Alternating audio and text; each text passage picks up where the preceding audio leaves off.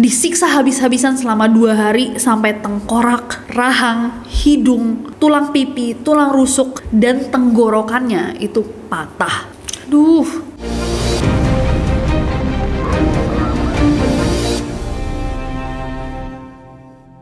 Hey guys, it's Nasi and welcome back. Kalau kalian belum subscribe ke channel ini, jangan lupa klik tombol subscribe di bawah, terutama untuk kalian yang suka sejarah. Storytelling episode pemimpin gembong narkoba terbesar dunia, episode Miguel Felix Angel Gallardo, El Jefe de Jefes, The Boss of the Bosses, dan El Padrino, The Godfather. Miguel mampu mengubah para penyelundup menjadi miliarder dan pemerintah menjadi boneka badut. Dan ketika siapapun dia rasa ada di jarak yang terlalu dekat dengannya, Miguel membuktikan bahwa tidak ada seorang pun, bahkan seorang agent DEA, yang tak tersentuh. Walaupun kisah hidupnya beda banget sama Pablo, El Chapo, dan Griselda yang kita bahas di storytelling sebelumnya. Ketika Pablo memiliki kebun binatang pribadi, El Chapo merasa bahwa dia harus diinterview oleh Señorita Kate Castillo, dan Griselda mengadakan pesta erotis, mengeluarkan jutaan dolar untuk bersenang-senang. Kehidupan seorang Miguel Angel Felix Gallardo itu jauh lebih misterius. Dia jauh lebih tertutup, jauh lebih privat. Padahal dia sampai dijuluki The Boss of the Bosses, bos dari segala bos, The Godfather. Sang ayah baptis dong. The Godfather. Bahkan dipercaya dia adalah mentor dari seorang Pablo Escobar. Bagaimana seorang pria bisa beralih dari sebuah kota kecil di Sinaloa menjadi salah satu raja narkoba paling ditakuti di sejarah? Jawabannya berhubungan dengan pengkhianatan, mayat, dan miliaran dolar. Miguel Angel Felix Gallardo. Kita panggil aja Miguel. Remember me. Beda Miguel. Remember me. Miguel hari ini adalah seorang pria yang lahir di area peternakan di pinggiran kota Culacan. Gimana sih bacanya? Kulakan bukannya itu ya? Belanja. Culiacan, Sinaloa, Meksiko pada 8 Januari tahun 1946. Nah sebenarnya kayak tadi aku bilang, dia nih orang yang sangat-sangat tertutup sampai nggak banyak nih informasi yang diketahui secara publik. Tapi diketahui bahwa dia memang terlahir ke satu keluarga yang mana bapak ibunya itu bekerja di peternakan, mengumpulkan pundi-pundi agar anaknya, cucunya, pokoknya generasi selanjutnya itu bisa mendapatkan kehidupan yang lebih baik. Kedua peternak ini sukses mengirimkan anaknya Miguel berkuliah bisnis. Dia kuliah di sebuah perguruan tinggi di Meksiko, tapi ada yang bilang dia sampai lulus dan ada yang bilang enggak sih. Miguel itu nggak sampai selesai studinya. Yang jelas setelah dia berkuliah bisnis itu, Miguel menjadi seorang perwira polisi federal Meksiko. Sedikit nyebrang ya, tapi nggak apa-apa. Nah karena Miguel ini emang cerdas dan juga tangkas, Miguel akhirnya direkrut untuk menjadi seorang pengawal pribadi untuk gubernur Sinaloa pada saat itu, Leopoldo Sanchez Celis. Kayak pas pampres tapi untuk gubernur gitu ya. Keren gitu nggak dia? Kayak Mayor Teddy. Nah, selama dia menjadi polisi dan pengawal pribadi itu, Miguel kenalan nama seseorang. Orang ini bukan orang sembarang orang, melainkan pemimpin organisasi kriminal Avies, sebuah organisasi penjualan narkoba generasi pertama di Meksiko pada saat itu. Nah, pemimpinnya namanya Pedro Avies Perez. Narsis juga dia nama organisasinya berdasarkan namanya sendiri. Gampang banget ketangkep. Kamu yang punya ya? Bukan pak. Lah kan nama kamu. Iya guys, jadi organisasi ini adalah organisasi Gen 1, First Gen, yang later on tuh turun-turunnya nanti jadi organisasinya El Chapo, Pablo Escobar, dan lain-lain. Tapi organisasinya Pedro Avies ini salah satu yang pertama. Mungkin itu guys, kenapa dia pakai namanya. Dia masih trial gitu, trial and error. Baru dia sadar, bodoh juga ya, saya punya organisasi berdasarkan nama saya. Intinya, Pedro akhirnya kenalan sama Miguel. Nggak cuman, tapi terkoneksi. Gini aja ya. Intinya, Pedro akhirnya kenalan sama Miguel. Miguel yang pada saat itu masih jadi polisi akhirnya memutuskan untuk membantu nih aktivitas-aktivitas dari teman barunya, si Pedro. Dan sebagai seorang polisi yang memiliki koneksi ke orang-orang penting negara, Miguel basically bilang sama Pedro, "Hey bro, gue bantu lo. Gue akan menjadi perantara antara organisasi lo, organisasi Avies, dan para pihak berwenang. Biar organisasi Avies ini semakin jaya.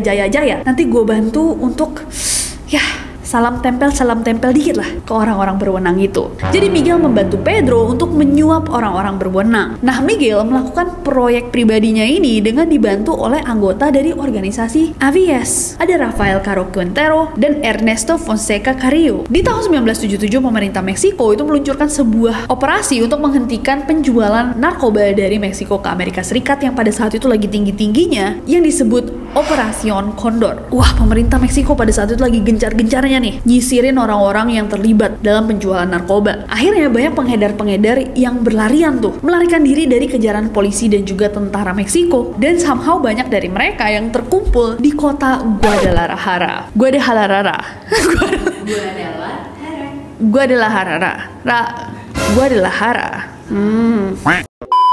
Termasuk Miguel, Rafael, sama Ernesto. Nah, di tahun 1978, bestie yang tadi, Pedro Avies, kehilangan nyawanya dalam baku tembak saat petugas polisi federal Meksiko itu lagi ngegerebek tempat mereka bersarang, sampai akhirnya organisasi kriminal Avies yang tadi itu kehilangan Pedro Avies, pemimpinnya. Dan setelah Pedro Avies meninggal, Miguel, Rafael, sama Ernesto memutuskan untuk mengambil alih kartelnya dia, organisasi Avies, dan mengubah namanya menjadi kartel Guadalajara.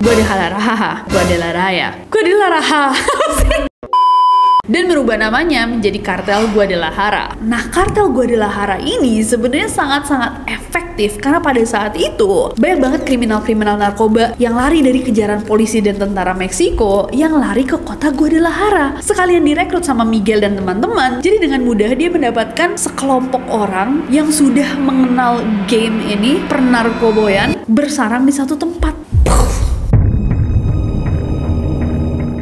Nah, sejak saat itu, di tahun 1980-an ya, pada saat itu di Meksiko, mulai muncul nih ladang-ladang besar-besar yang dimaksudkan untuk menanam ganja. Sebelumnya, ladang-ladang itu berada di pegunungan-pegunungan yang kayak terpencil gitu di Meksiko, biar sulit untuk ditemukan, dan tanaman-tanamannya itu ya bergantung sama alam gitu, sama air, hujan. Tapi ladang-ladang terpencil itu karena kecil-kecil juga, hasil panennya seringkali rendah, kualitasnya nggak merata. Kebetulan, di Amerika ada sebuah tren baru di antara para petani ganja di California dan Oregon, di mana mereka mulai menanam nih guys, ganja jenis baru, namanya sinsemilla. Daun itu jauh lebih bagus kualitasnya dan efeknya lebih kuat daripada ganja-ganja tradisional. Sinsemilla sendiri berarti kan tanpa biji, dan ganja tanpa biji ini sangat-sangat diminati di pasar Amerika Serikat, juga di pasar Amerika Utara. Nah, Miguel berdasarkan risetnya mengetahui bahwa ternyata harganya juga jauh lebih tinggi daripada ganja-ganja tradisional. Akhirnya di 1984, Miguel melakukan ekspansi. Dia jualan ganja, dia mulai jualan kokain, terus dia melakukan kunjungan ke tempat-tempat di mana dia mencari nih supplier. Pas dia ke Nicaragua, dia menemukan ada pengiriman besar kokain yang gak memiliki jalur penyelundupan. Di sana, dia ketemu dengan seorang Juan Mata Balestros, seorang pengedar narkoba asal Honduras. Juan cerita sama Miguel bahwa tahun 70-an sampai 80-an, sebagian besar dari penyelundupan kokain dari situ ke Amerika Serikat itu dilakukan oleh kartel Colombia melalui Florida dan Laut Karibia. Nah, tapi pemerintah AS itu udah mulai aware, udah mulai tahu, jadi mereka memperketat kawasan tersebut sampai para pemimpin kartel Colombia itu pingin mindahin rutenya melalui Meksiko. Dan kartel-kartel Colombia itu wow, luar biasa bikin uang pada saat itu. Kayak kartel Medellin-nya Pablo Escobar atau kartel Cali yang dipimpin oleh Rodriguez Orejuela bersaudara. Mendengar hal itu, Miguel tuh kayak,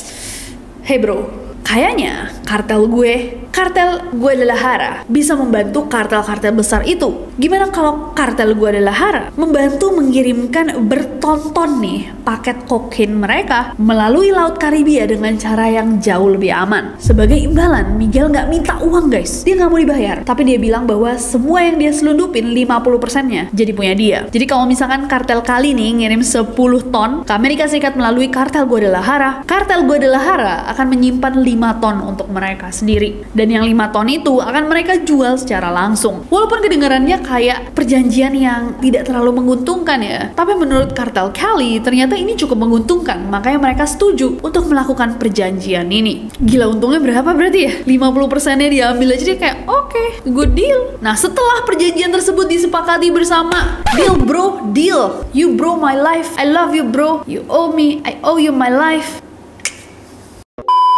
Kartel Guadalajara melakukan pekerjaannya dengan sangat baik dan kartel Guadalajara berhasil menyelundupkan beberapa ton setiap bulannya ke Amerika Serikat melalui jalur udara dan juga jalur darat. Dan dengan perjanjian ini aja Miguel jadi kaya banget. Dengan hasil sebanyak 5 miliar dolar dalam setahun, sekitar 6,9 triliun pada saat itu. Kekayaan bersihnya tuh ya, udah bersih berarti udah dibagi-bagi sama bro-bronya dia di kartel Guadalajara dengan siapa tadi? Ernesto dan Rafael. Namanya bener nama-nama ini banget ya, telenovela.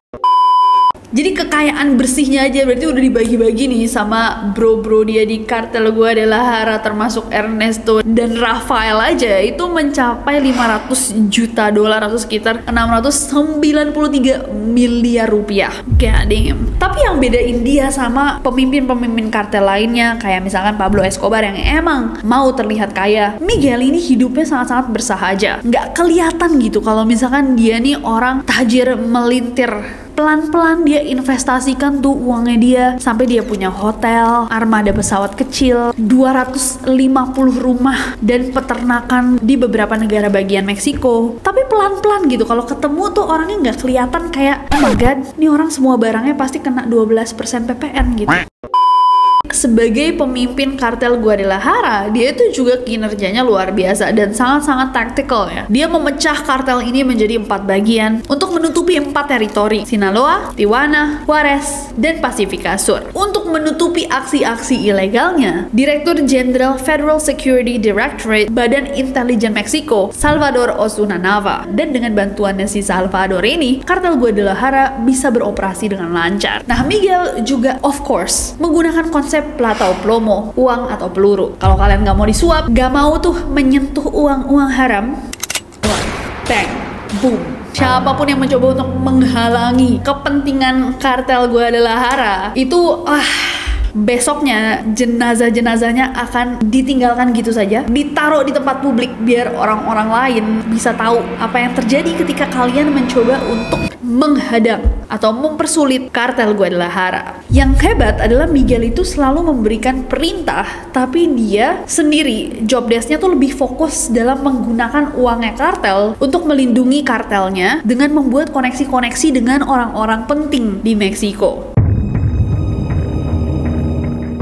Sampai di tahun 1980, ada seorang agen dari US Drug Enforcement Administration atau DEA, Camarena Salazar, yang dipanggil Kiki. Nah, si Kiki ini berhasil menyusup ke dalam kartel Guadalajara karena dia mau menyelidiki kartel ini lebih jauh. Di dalam kartel Guadalajara, Kiki berhasil menemukan perkebunan-perkebunan ganja berhektar-hektar milik kartel. Luasnya itu mencapai 1000 hektar. Nah, Kiki akhirnya melaporkan penemuan dia ke pihak otoritas. Dan perkebunan ganja kartel Guadalajara yang ribuan hektar itu akhirnya dihancurkan. Kiki juga mengumpulkan detail-detail guys tentang rute perdagangan narkoba mereka, identitas orang-orang di kartel, bukti keterlibatan pejabat negara, semua informasi sensitif yang ada di kartel Guadalajara itu dia laporkan. Itu dicepuin. Miguel pada saat itu dendam banget. Begitu perkebunan ganjanya dia yang ribuan hektar itu dihancurkan, dia tuh mulai curiga bahwa ada mata-mata di dalam kartel Guadalajara. Jadi pelan-pelan dia mulai memerhatikan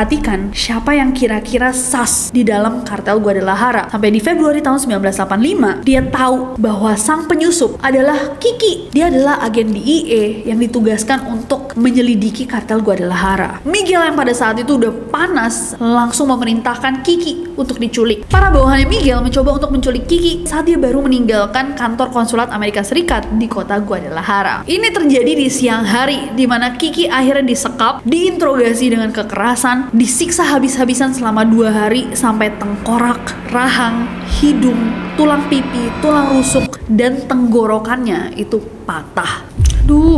Para penculik bahkan sempat mendatangkan seorang dokter untuk mengobati Kiki agar dia tetap sadar saat diinterogasi. Tapi setelah disiksa berjam-jam pun, Kiki tetap tidak mau mengatakan apa-apa. Sampai akhirnya kepalanya dihantam menggunakan tongkat besi beton sampai ia kehilangan nyawanya. Dan sebulan setelah kejadian itu, pada 5 Maret 1985, jenazah Kiki baru ditemukan di negara bagian Michoacan, Meksiko, di dalam selokan pinggir jalan. Nah, penemuan jenazahnya Kiki dalam kondisi yang sudah sangat-sangat tragis itu membuat Amerika Serikat pada saat itu marah banget. Pemerintah Amerika Serikat menemukan agen DEA-nya mereka dalam kondisi seperti itu. Akhirnya memberikan tekanan ke pemerintah Meksiko untuk memburu siapapun yang terlibat dalam kasus penghilangan nyawa agen DEA mereka, si Kiki. Dan sebulan kemudian pada April 1985, akhirnya pemerintah Meksiko berhasil menangkap dua pendiri dari kartel Guadalajara, Rafael dan Ernesto. Melihat besties Rafael sama Ernesto ditangkap, Miguel pada saat itu merasa bahwa koneksinya dengan orang-orang penting itu masih bisa menyelamatkannya. Jadi dia bahkan tidak mau bersembunyi. Dia tetap aja tinggal di rumahnya, rumah yang pada saat itu dibilang juga cukup mewah ya. Bahkan pada ulang tahunnya yang ke-40, Miguel itu masih sempet-sempetnya guys bikin pesta ulang tahun. Pesta ulang tahunnya itu juga didatengin sama para gubernur, jenderal, bos-bos kartel yang lain, perwakilan dari kartel Cali, dan perwakilan dari kartel Sinaloa. Bahkan perwakilan dari kartel Sinaloa, Manuel El Cochiloco Salvido Uveta, memberikan harimau guys sebagai kado ulang tahun. Dan selama waktu itu, rekan-rekannya Miguel yang lain tuh lagi ditangkep-tangkepin guys sama pemerintah Meksiko dan juga agen-agen di Amerika. Dan ketika situasi makin genting di tahun 1987, akhirnya Miguel sama keluarganya pindah ke rumah lain tapi tetap di Guadalajara. Dan setelah berkali-kali nih dia menggunakan koneksinya, berkelit dari hukum, menyuap para otoritas, pada tanggal 8 April 1989 akhirnya dia ditangkap dengan tujuan membantu aktivitas ilegal terorganisir, konspirasi untuk menculik agen federal, membantu dan mendukung orang dalam menutupi kejahatan, dan konspirasi dengan maksud mendistribusikan kokain. Bisnis modelnya dia nih dengan kartel Guadalajara selama ini mempekerjakan sekitar 3.000 orang, termasuk polisi dan politisi.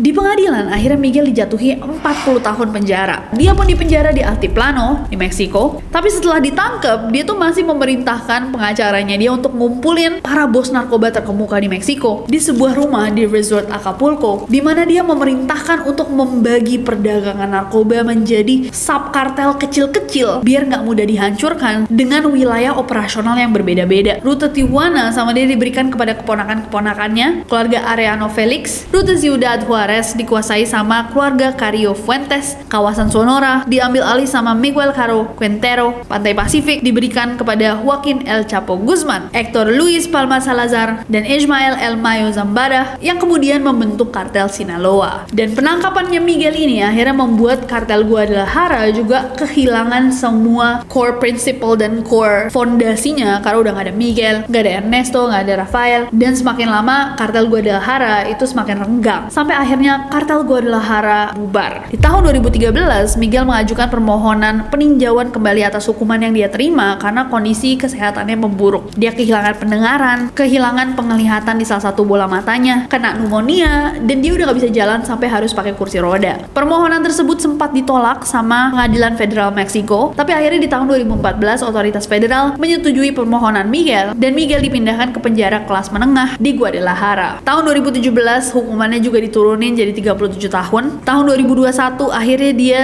dipertimbangkan untuk dapat gerasi karena udah sakit-sakitan, dan di tahun 2022 akhirnya Miguel yang usianya udah 76 tahun diizinkan untuk menjalani sisa masa tahanan yang sekitar 1 tahun itu di rumahnya dengan pengawasan ketat otoritas hukum Meksiko sampai sekarang.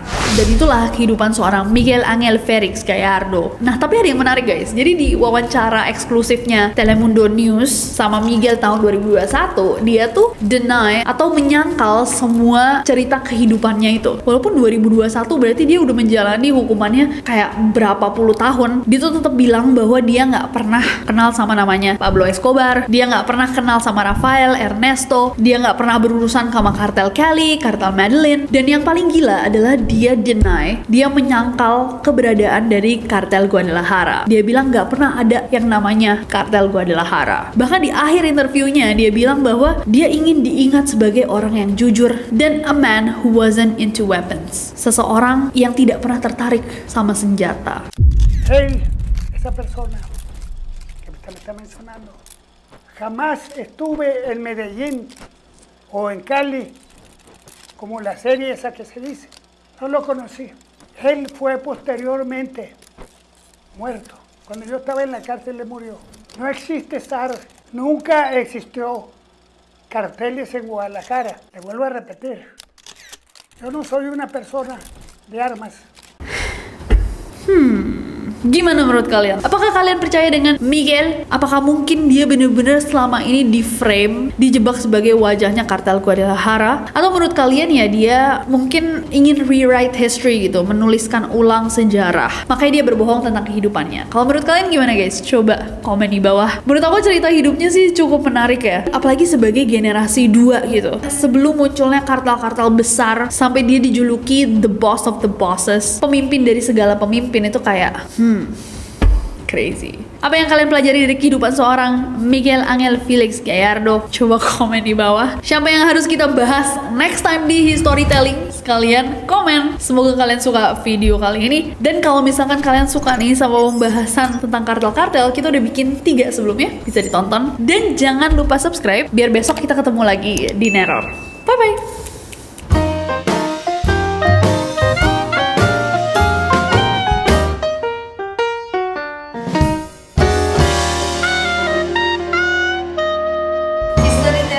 Miguel Angel Felix Gallardo action. Oke. Intinya aku jadi pengen bikin dia ciuman lah. Lucu tapi nggak apa-apa. Dan somehow mereka semua itu terkumpul di kota Guadalajara. Hara, Guadalajara. Kartel Guadalajara yang beribu. Allahu Akbar.